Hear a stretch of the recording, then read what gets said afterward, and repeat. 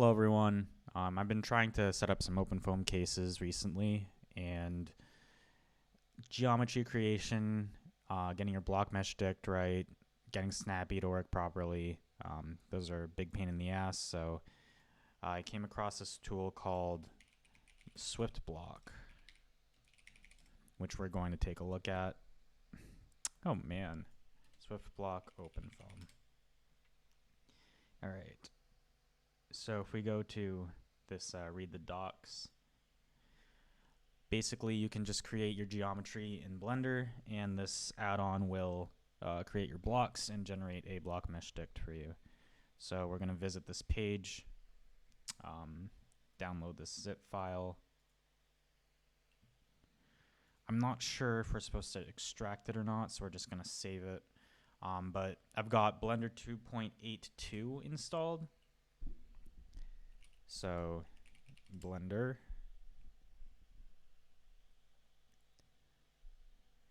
So yeah, we're going to get this installed, and I'm going to show you how to create a flow over a sphere case. So to get this installed, we're going to go to Preferences and then Install. And let's see if we need to extract this or not. Go to our Downloads, SwiftBlock. So, all right, looks like we don't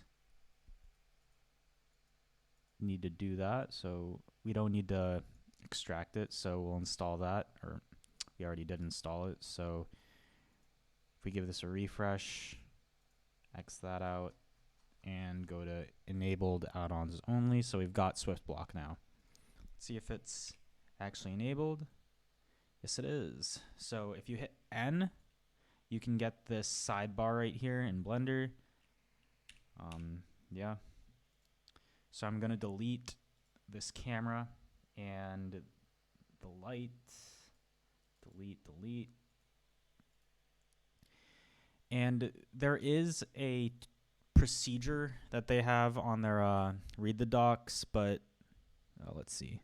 Flow around a sphere. This is basically what I'm doing, but the order of this is a bit different than what they showed, at least what I was able to get working. We'll get rid of that Blender preferences. Okay, so I'm going to turn on X-ray so that I can see through everything. And we're going to select all, first of all, go to edit mode. It seems that I can't go to edit mode for some reason. Anyways, we're going to hit F3 and look up extrude block. And it's complaining. We're going to restart Blender real quick. Not going to save that. Blender. Once again, delete the camera, delete the light. Turn on X-ray. So we're going to go into edit mode with tab. That's what's supposed to happen. Hit A so that we make sure that our vertices are selected. And once again, F3, extrude block. All right, so we want to basically scale this in all 3 dimensions so that there's like a block inside a block. So to do that, we're going to hit S and then 3. So that'll give us a block that's 3 times the size, or a cube that's 3 times the size of the original one. Hit enter. And then we're going to create a little wind tunnel. They tell us to do, they say 6 meters and 12 meters in the X direction. So to do that, I'm going to select faces right here with that button right there. I'm going to choose red is the X direction. So this is the negative X direction. So I'm going to make this the 12 meter one, since that will be the wake. So extrude with E, and I type in 12 right after that to get a 12 meter extrusion. Hit enter.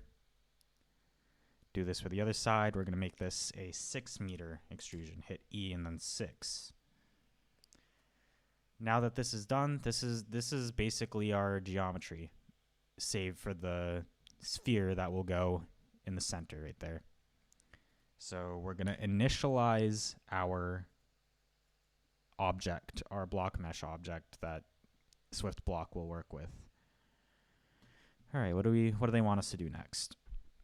So yeah, they tell us to select it and then make the object initially, but really you should set up your geometry, then initialize the object.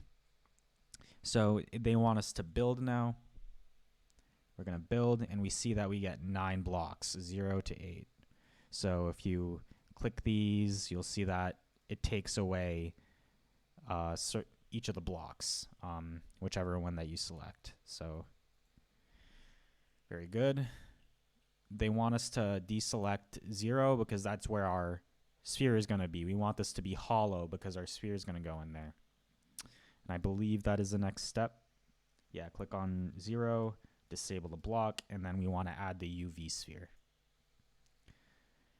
So we have to get out of edit mode with tab, and if we want to use a shortcut for making an item, that is Shift A, and then we can select the UV sphere. I'm going to make it a bit more fine of resolution. I'm just going to double its resolution, so 64 and 32. And after that, what do? Okay, so we add the UV sphere, go back to object mode, select cube object, and go to edit mode of view. Yeah, so basically we want to reselect cube so that we get the proper SwiftBlock dialog. So I clicked on cube, and then I pressed tab to go into edit mode. Click on block 0 to make sure that we're selecting the faces of the block that we just removed. So there we go. And we're going to project this sphere onto those faces so that essentially that sphere will be, instead of this being a cube, in reality it will just be a sphere. You'll see these vertices, they should, hypothetically, they'd reach that sphere, the face of that sphere. So to do that, we see that sphere is already selected as projection, and we add. All right, after that, so if you're using Windows, I don't know if we can preview the mesh because they want us to what is it? In order to preview, you have to do source or preview tool. Preview requires that the OpenFOAM block mesh utility is available in Blender. So you have to source OpenFOAM in the terminal and then start Blender from the same terminal so that it has access to block mesh. So I don't know how to do that because I use the MinGW Blue CFD. So I'm not sure if I can add Blender to that or something. Okay, so we projected it. They want us to preview.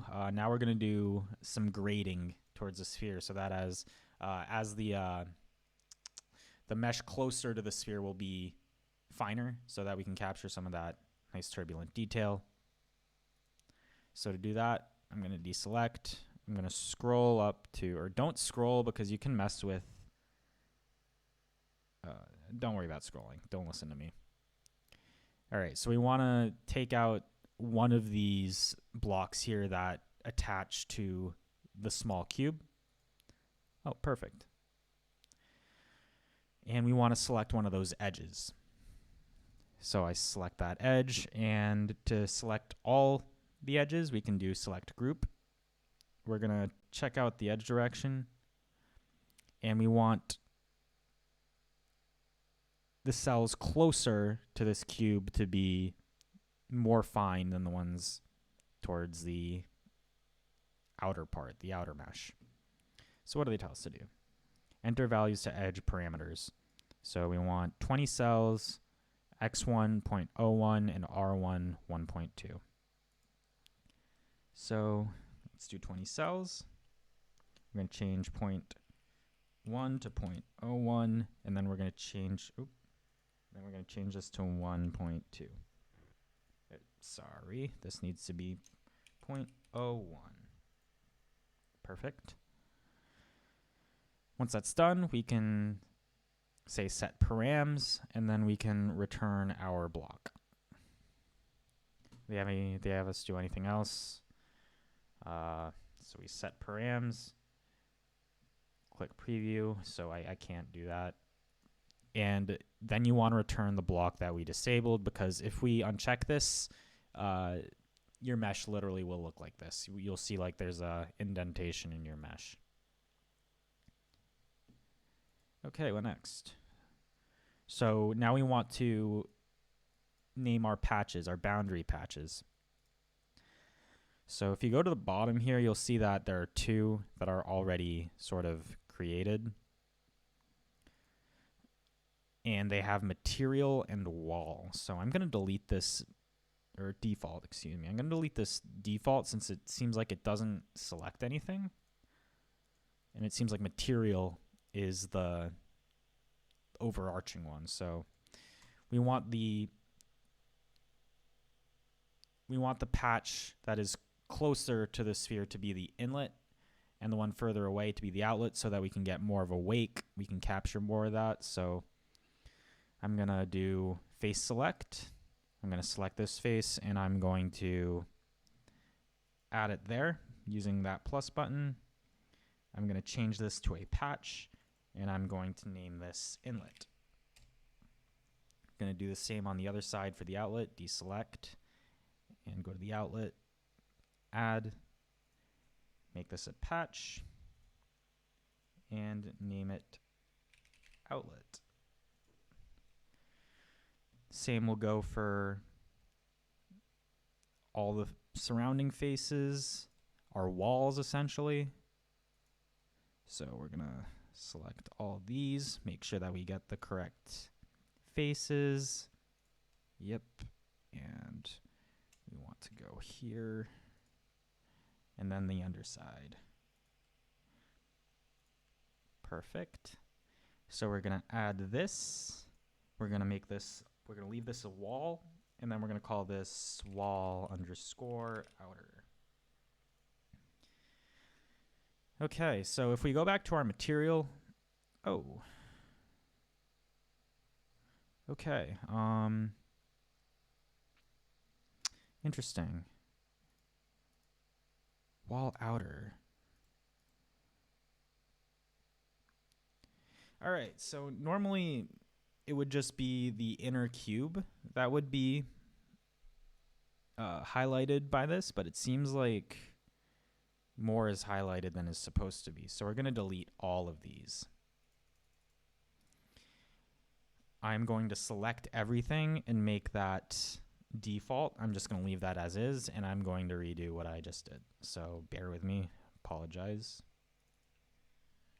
Inlet.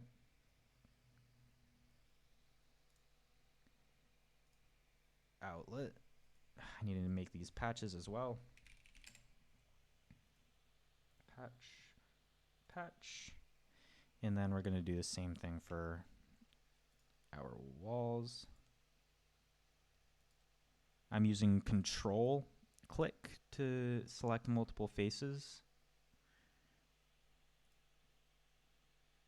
There we are. Going to name this wall outer. All right, and if we go to, what do you know? Oh, show internal faces. So that was selected.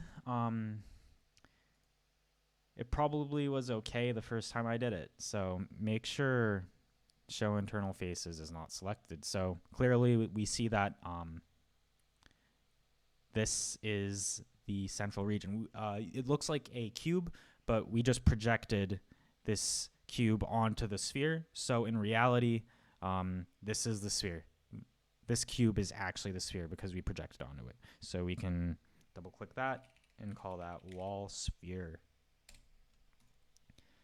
All right. So this looks pretty good to me. I think it's all set. So we can scroll to the top. We can export this. We can just throw it here, I suppose. So exported. We can see that we've got 14,000 cells in the mesh, it said down there.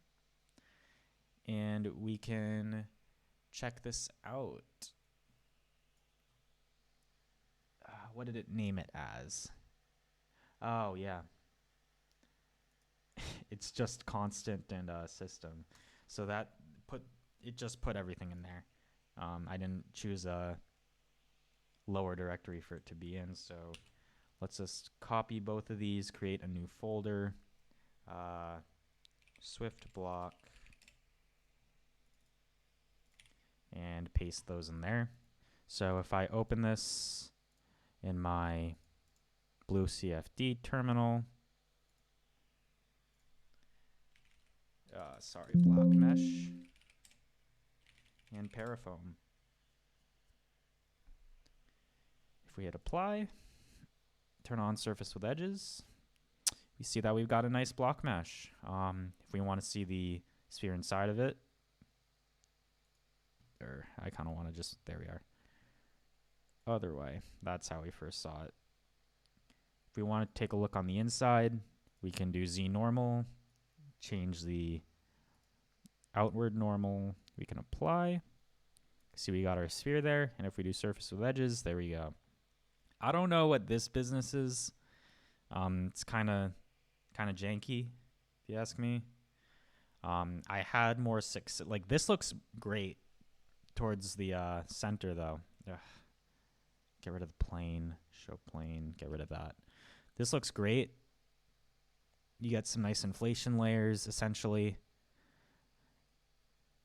But I don't like that. And I think I got more success if you want to edit this yourself. So cd system ls. If you want to change the size of the block mesh, what I did was, you see that it's 10 10 10 or 10 10 20. 10 10 20. Interesting. Last time was 10 10 10 for me. 10 10 10. So what I did was typed in 10 10 10. I just basically want to change the number of cells, match case, and I want to go to replace. I did this as 15 15 15, and there were 8 cases of this last time I did it. So 2 occurrences, only 2 occurrences. That's interesting. But we can save this. We can rerun our block mesh. You have to back out and then run block mesh. cd ... block mesh. All right. Yeah, so I did something different in between these 2 times. I think it was the number of cells I used in here. Yes, I believe I used a different number of cells. I may have done 100. So if I do this and export to SwiftBlock, let's see if it overwrites it. Seems like it. Nope, 1023. So we can delete this directory, I guess, and redo. Export.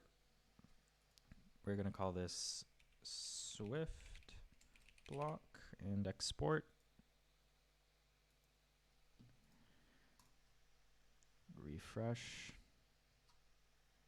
SwiftBlock. Perfect.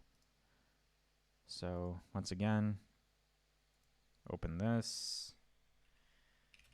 I'm going to go into System, Nano, blockMeshDict. Let's take a look.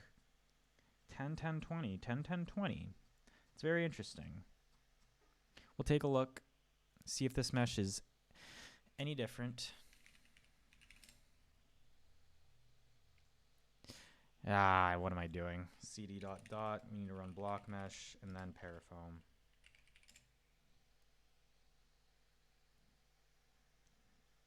Get out of here. Apply. Surface with edges. Doesn't look too different to me. Z normal.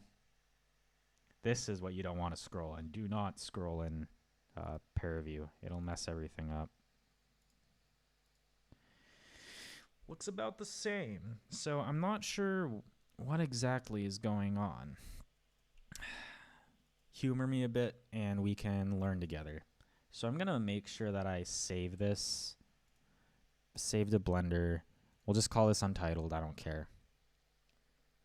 Is there anything different that I did? I think I changed the size of these cells.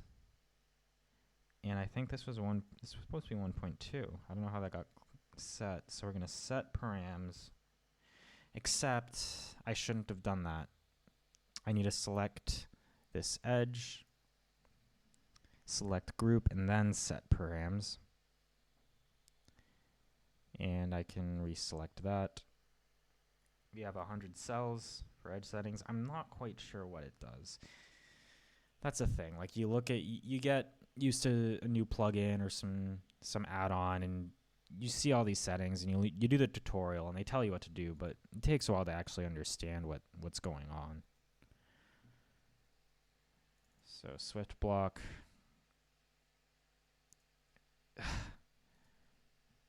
I'm just going to delete this directory. I feel like it may not overwrite. So export. So 62,000 cells in the mesh. We'll see what that translates to. Show more options. Block mesh. Para foam. Let's take a look. We're just going to go straight for the clip. Z. Inside out. Apply. Surface with edges. Whoo, boy. It's not at all what I remember. But I mean, this should be great for drag over the sphere, over a sphere sort of investigation. But I had the impression that I didn't have any of this funky business. I'll show you what I was doing earlier, I suppose. Blender. We're going to close that real quick. Flow over sphere.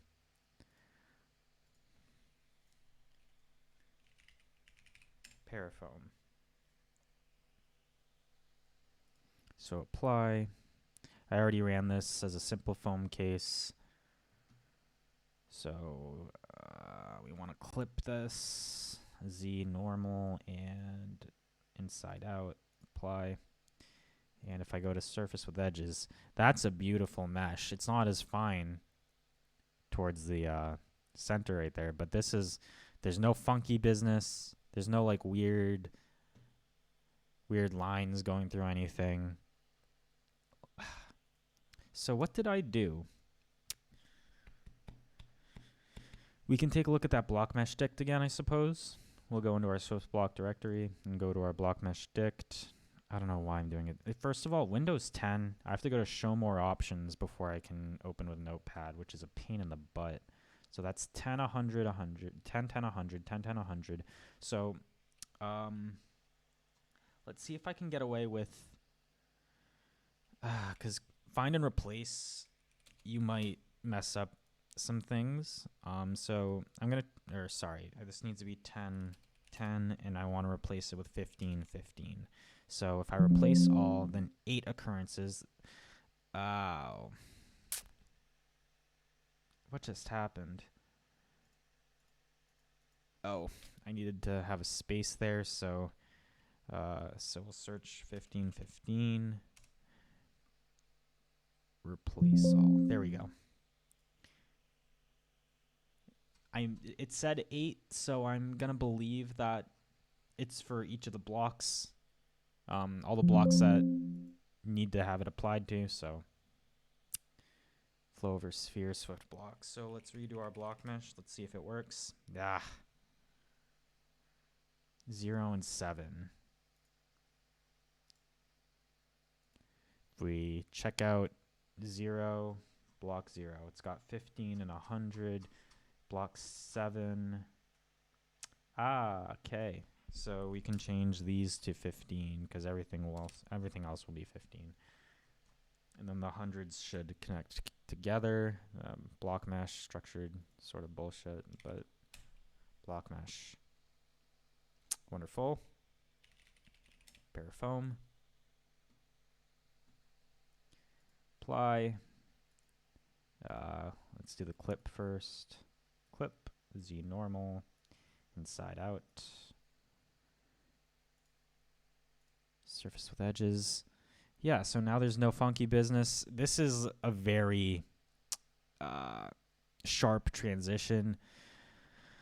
I'd either want to increase the resolution of these blocks, or I'd introduce some mesh grading. So might as well do that. Why not? Man. Do I want to do that? Do I really want to do that right now? I feel like I've already overstayed my welcome on this video. So, I mean, this is a great way to sort of set up basic cases. I just got familiar with this. Not too familiar, of course, but I can see this being a very useful tool. I still have to try more complex geometry on this. There's also a Swift Snap, which is for snappy hex mesh. But just for making your block mesh, because that's just a pain in the butt. Unless you have like a script that you already developed. I'm a lazy scripter. I'd rather have someone else make GUI tools for me because I like GUIs. I'm not elite programmer yet, so for now, this has been SwiftBlock. This has been Davey. Hope to see you next time with some more OpenFOAM content. Peace out.